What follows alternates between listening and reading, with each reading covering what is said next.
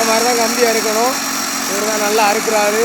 நம்ம காலையிலே பிடிச்சிட்டு வேலைக்கு வந்திருக்காரு. ஆனால் சென்ட்ரிங் கம்பி அறுக்கிறது இப்படி தான், நல்லா பார்த்துக்கிடுங்க.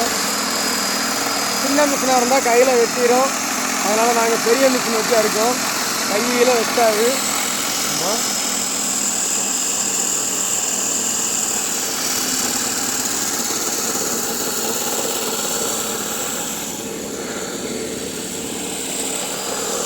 இவர்தான் வாட்ச்மேன். வெட்டி முடிச்சிட்டாரு. ஆமாம், ஆனால் சீக்கிரம் பிளேடை உடச்சிடுவார். இன்னும் கொஞ்சம் நேரத்தில் இவர் பிளேடை உடச்சிடுவாப்புல. வேறு எதுவுமே ஒரு ஆக மாட்டார்.